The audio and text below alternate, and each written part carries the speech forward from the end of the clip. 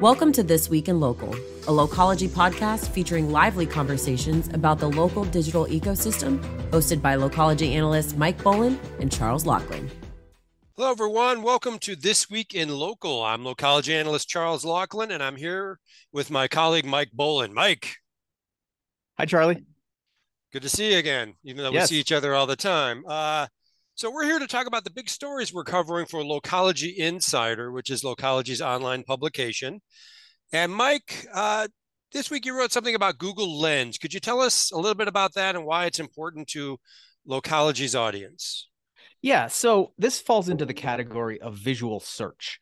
And it's an area that I've been, sort of tracking for the last few years and very bullish on, even though it's sort of been slow to gain consumer traction. And before I launch into that, a quick definition. So the term visual search actually has two definitions. Some people use that term when they're talking about simply using a lot of images in your SEO strategy so that you show up in Google Images. It's sort of a backdoor way to get high search rankings through Google Images. That's not what I'm talking about here when I say visual search. The other definition is using your smartphone's camera to essentially identify things. So Google has a tool called Google Lens, Pinterest has Pinterest Lens, Snap has Snap Scan. They all have sort of varying use cases, but they all do one thing in common, which is to use computer vision and AI to essentially identify real world objects. So I can point it at a tree and say, what kind of tree is that? What kind of dog is that?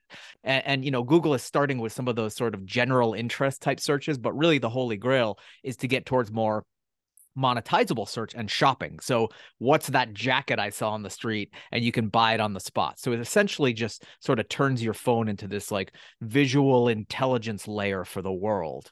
And I've been very bullish on this because it sort of checks all the boxes of killer apps, right? It's practical. It has a wow factor. It has a frequency of use. It has a utility, sort of just like search. Search is something, it's an all-day use case. We're always using it. Visual search will be sort of a component of that. It won't take over search, but it'll, for some things, it's more intuitive. There's also a great local angle, pointed at a coffee shop, pointed at a storefront, and be able to find out the hours of operation, stuff like that. So for all these reasons, I've been so bullish on it, but it just hasn't really caught on as much as I predicted. And my theory there is it's sort of the curse of new technologies, where it's sort of such a departure and such a sort of disruption that it sort of deviates from consumers, well-worn habits. It's a departure. So based on all of that, companies like Google, companies like Snap, again, Pinterest, these companies doing it, have sort of developed these sort of a certain amount of traction within their user bases. The Snapchat user base, for example, is very camera forward, so they haven't had any trouble. But for a general audience, one thing that Google has had trouble doing is just sort of like incubating it, introducing it to people, gaining traction. They're keen on this because it helps sort of future-proof their search model with a more visual front end. All the same reasons they're into voice search. It's all about different search inputs. It increases their query volume. So that all leads to this week's news, which is they really want to amplify that exposure and incubate. I like to think of it as incubating. They're giving it training wheels by making Google Lens just more findable. So they essentially, what they did this week or just recently was they gave it a lot of exposure by giving it, what any product would love, which is to plant it on the web's most travel webpage. The Google homepage now has the little Google Lens logo. Like, when you go to the homepage, usually you see that little microphone for Google Voice to do a voice query. Now, right next to that is a little camera icon that signifies Google Lens. So essentially what that does, the main point of the story is that they want to expose and incubate this new sort of feature they want to get going by just like planting it in the world's most traveled web page. Now, one final point there is that we're talking about desktop here. And the use case on desktop isn't the same as what I described earlier, which is you got your smartphone, you're pointing it at things in the real world. On the desktop, obviously, you don't have a rear-facing camera. So what you do is you upload an image or you provide a link for an image, and it essentially does a reverse image search.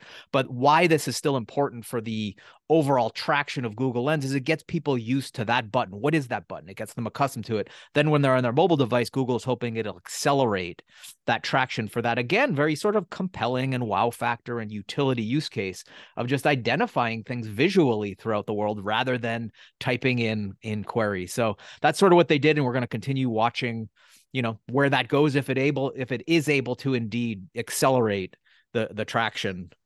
I have a few questions about this. I am not much for using this sort of thing out in the real world. So I'm not your test case by any stretch of the imagination.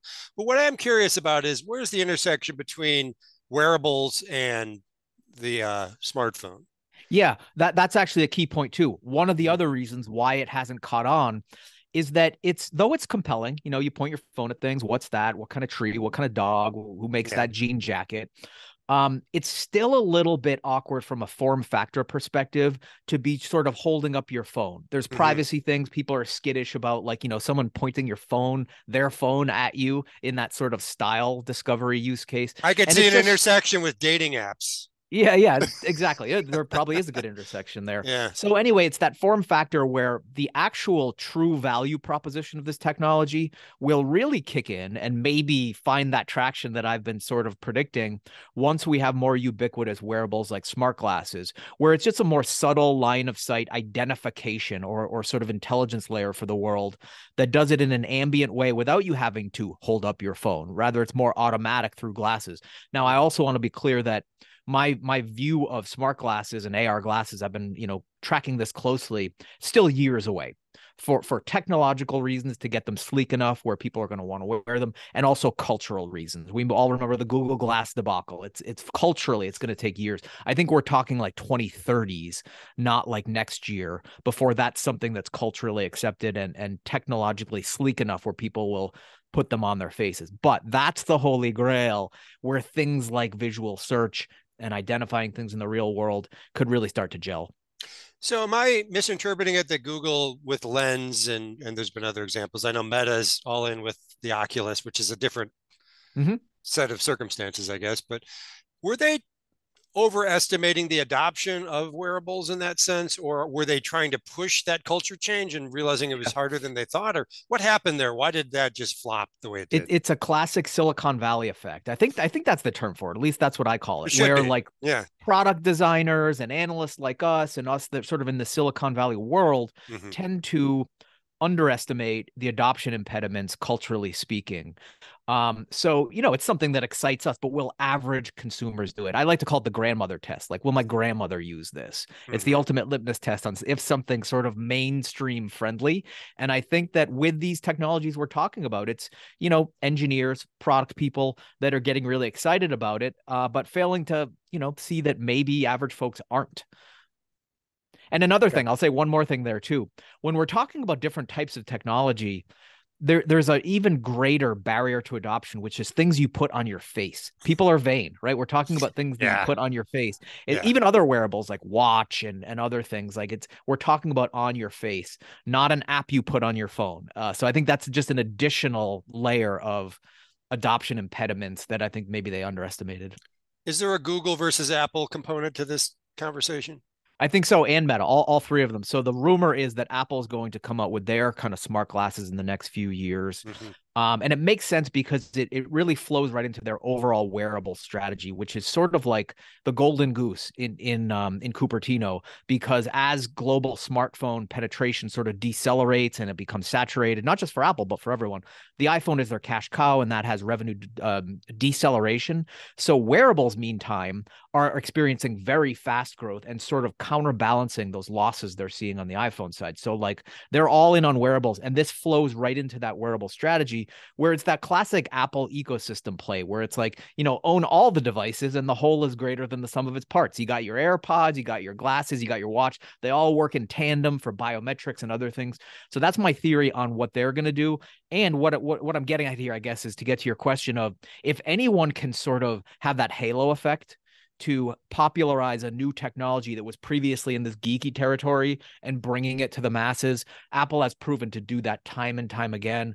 iPad, iPhone, et cetera. Not necessarily new technologies, but they made them mainstream friendly. So the whole AR glasses world is sort of waiting with bated breath for what Apple does there, because it could really make or break, the industry as a whole. So if we're making a bet, we're going to bet on Apple in this. I'd say so. Okay. Yeah. Okay. So, Charlie, let's pause there and move on to what you're looking at, and you in particular. One of the beats you cover is fintech, and as a subset of that, BNPL. And I think with the holidays approaching, there's a lot of questions on this rise of BNPL plus macro factors like the economy. What are you foreseeing for like BNPL in the holiday season? Yeah, I'll take a quick minor step back. I think everyone, when you say BNPL, most people know that we're talking about buy now, pay later, which is a subset of fintech, which has been through some things. It's still enormously popular. It's an extremely popular method of payment. And just for those that person in the cave out there who doesn't know what it is, essentially it's you mostly online, but increasingly in store. If you want to make a purchase, and instead of paying for it all on your revolving credit card at once, or all on your debit card in cash at once, or in actual cash at once, you do usually like a pay in 4, where you put 25% down right away and you make 3 installments going forward, either interest-free or very, very low interest, depends on which partner is fulfilling the BNPL payment, Affirm or Afterpay, which is owned by Square, or Klarna, or whatever. Some charge interest, some only charge late fees if you miss a payment. And actually, the late fees are the larger source of controversy, I think. And this is a very controversial payment methodology. The reason it's controversial, I think, largely is because it has allowed a lot of Gen Z consumers to buy very nice articles of clothing or pieces of electronics or jewelry or whatever, and take possession immediately and then not have to pay for them all right away. And it really is another form of debt. And it has led to higher default rates among BNPL purchases. It's led to a lot of regulatory pushback, particularly overseas, Australia, where it's just sort of ground zero for BNPL. Afterpay was founded by Nick Molnar, who's from Melbourne. Zipco, big BNPL company, is based in Australia. So it's kind of the home country of buy now, pay later. Regulators there have been coming very hard at BNPL. Why isn't there, why aren't there more credit checks? Why aren't there more penalties for, basically driving up this, bad consumer habits among younger consumers, developing sort of higher tolerance for debt, taking on more debt than they should, all those sort of negative things we associate with poor consumer credit practices. And BNPL is starting to wear that mantle of financial irresponsibility, even though it came into the world presenting itself as a financially responsible way to buy higher ticket items. Okay. So that's kind of the overview of what's going on with BNPL. And we're starting to see some of these chickens coming home to roost. For example, Klarna, a Swedish company, I forgot the exact numbers. It had a massive valuation, many, many billions of dollars. It lost, I think, 60% or more of its valuation, basically as sort of the tech reckoning took place over the last several months, where it would shift from grow at all costs to make some money, for God's sake. That sort of seemed to happen overnight. That has hit BNPL very hard, and I think the valuations have gone down as a result. And now we're even seeing layoffs happen. Klarna has laid off people. A company called Zilch, based in the UK, has announced layoffs, which is something I wrote about a few days ago. So we're starting to see those chickens starting to come home to roost in BNPL. Yeah, interesting. And so I'm wondering about the timing. So I wrote an article the other day about the fact that it was sort of a surprise that looking back on Cyber Week, which of course starts with Black Friday, moves to Cyber Monday, the numbers are actually up from last year over year. The numbers are up. But if you kind of dive down a little deeper, the numbers are up during that period, but like early November, the first 3 weeks of November, they were way down. So consumer spending is happening, but consumers, due to macroeconomic pressures, are shopping on they're more price sensitive and they're deal seeking. Now, does that same sort of profile and macroeconomic factor drive people, do you believe, and maybe we may see it over the next month in the holiday season, towards BNPL? And if so, is that exacerbating some of those bad habits you mentioned? Like when we look back at the last big financial crisis, it was, some of those bad credit types of behaviors that led us into that rut. It's like, is it that all over again? Well, I don't know if BNPL is going to, be the tip of the spear for a international financial crisis, but I do think inflation is a tailwind for BNPL in a way, because when you make a purchase, if you're afraid of the price of something going up, but you can't afford to pay for it in full right away, BNPL is not a bad option for you, because that price is locked in. Now, that's an interesting pivot point to something that's another thing I've been covering that is happening as sort of a reaction to BNPL. So BNPL, just a little context, BNPL has historically been seen as kind of like, layaway, right? It's kind of what your Depression era grandparents would do to buy a couch during the Depression. They would go to the furniture store and make a deposit, and they'd come back every week and pay a little bit of money. And eventually they've paid off that couch, and then they can take the couch home. Okay. Yeah, they didn't get it while it was on layaway. Is that the difference here? Like, exactly. Well, with BNPL, you take possession immediately, and then you pay for it later. Now, something has emerged called Save Now, Buy Later, which actually mirrors layaway much more closely, because you take possession of the goods at the end of the line when you finished making the payment. It's positioned as a savings program tied to a purchase, right? So there's a company called Accrue Savings. I believe the founder is, if I get his name wrong, I apologize to him, Michael Hirschfeld. He actually was a sales exec at WeWork, worked for Adam Newman. I'm not sure what happened in between that debacle and him founding this company, which seems to be really doubling down on sort of, let's look at BNPL and let's call it out for what it is. It's consumer debt disguised as financial responsibility. What we're offering is true financial responsibility, which is I'm going to do true lay-by in a digital format, and then at the end I'll take the couch home when I've paid for it through through online payment installments. This company, I'm not sure what their numbers are in terms of how fast they're growing or how much uptake they're getting. But if you look around the world, there's other examples of companies forming, new fintechs forming over the past year or so. There's one in South Africa called Layup. Interestingly enough, I think there's one in they're scattered. India has a bunch of them. Big consumer culture in India.